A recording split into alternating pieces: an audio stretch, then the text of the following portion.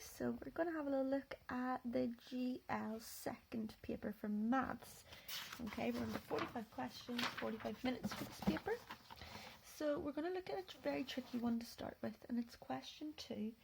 Now, to find the area of a triangle, okay, no matter what way the triangle is drawn, whether it's a right angle triangle, whether it's a scaling, whatever it is that you're looking at, we'll look at a right angle. Right angle is really easy because we can see that a right angle triangle, whenever we put two of them together, it makes a whole rectangle, so we could just find the area normally and then we half it. But it's the same for any triangle that you come up with. So in order to find the area of a triangle, there's actually an equation, and the equation is area is equal to half of the base times the height. Okay, so if we just find out what is the base, okay, so the base of this triangle, okay, is 6. The height of this triangle, when we go a long ways, okay, is 8. 6 times 8 is 48. And then we're just going to find half of that, so area is equal to half of 48, and half of 48 is equal to 24 centimetres squared. So that's how we'd find the answer to question 2. I know it was quite a tricky one to start off with. Next question we're going to look at is question 7. So question 7, okay, it says, which of these statements is true? Okay, so the reason for it being B is because if you go through all the other statements, you will see that none of these are actually true. You've got to remember, parallel is almost like our train tracks are never going to meet, and our perpendicular is where they meet at a right angle, and these meet at a right angle, so that's why it's B. Okay, question 15.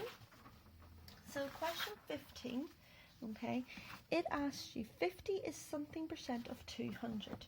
Now, you know 50 out of 200. Well, 50 out of 100 is a half, so 50 out of 200 is going to be a quarter, okay? So, therefore, because if we divide 50 by 50, we get 1, and if we divide 200 by 50, we get 4. 1 quarter is the same as 25%. You need to know that off by heart. So the answer there would be B. Next question we're going to look at is 18. Now with 18, I would have done one of two things. Either you would need to convert them all into either centimetres or millimetres or metres so that you can compare them. I chose metres because I thought that was the easiest way to compare them. I then would record what they are. I'm not writing this one down because it's already recorded as metres. And then I can see which one is the longest. You could have converted them all into centimetres. You would have had to divide this answer. You would have had to have thought about these two as well then. So that's why I chose metres, okay? Whichever way that you looked at it, and then you can see that Ellie was the longest because it was 1.26 metres, okay? Question then 18 and 19, okay? Sorry, we started off with 19. So you were given a pattern. Now, there's two ways you could have either have solved this pattern, okay? You can see that for pattern 1, okay, you can see that we have 2 shaded and 1 on top and 1 on the bottom. You have 3 shaded and 2 on top and 2 on the bottom. 4 shaded, 3 on top and 4 on the bottom. The total number that we have for pattern 1 is 4. Total number we have for pattern 2, there's 7. And the total number we have for pattern 3 is 10. You can see that each time they are increasing by 3 because we're adding 1 shaded and 1 on top and 1 on the bottom each time. 1 shaded, 1 on top, 1 on the bottom. So therefore, when it asks you what is the total number of tiles in pattern 4, you could have just said, well, the number 4, the next one's going to be 13, so I'm going to add 13 on. You could have either have said, right, I know there's 4 shaded here, so there's going to be 5 shaded, and then there's going to be 4 on top and 4 underneath, and that all together added up will give me 13. Then it came to question 20, and it wanted to know the same series of 6 shaded tiles. Now this is where, if you were using this pattern, so 5 would have given me 16, 6 would have given me 19, and so on. This is where you've got to be tricky. It didn't ask you for the 6th pattern. It said 6 shaded tiles. The 5th pattern will have 6 shaded tiles. So that's why the answer is E16. Or you could have said, I know that there's going to be 6 shaded, 5 on top, 5 underneath. Add those all together and they will give me 16. So hopefully that helps for that question. Next question we're going to look at is number 24. So, 24. How far is it from her home to the school? Hopefully we didn't get confused and go 500 plus 500. She walks to school, she waits at the school gates to pick her child up, and then she walks back home. So it's 500 meters. Okay, next question then is 33. Question 33. It's the area of the triangle, okay? It tells us the area of the triangle is 30 centimeters squared. So we know, using what we've learnt in the second question, that the area, okay, we know to find it, is your base times your height, and then you divide everything by 2. So therefore we know, well, this is 12. What would this be? Now, you have to remember, you're not looking for something to multiply to give you 30. You're going to be looking for something to give you 60, because you've got to divide it by 2. So that's why this height is 5. 12 times 5 is 16, and 60 divided by 2 is 30. Okay, hopefully that makes sense.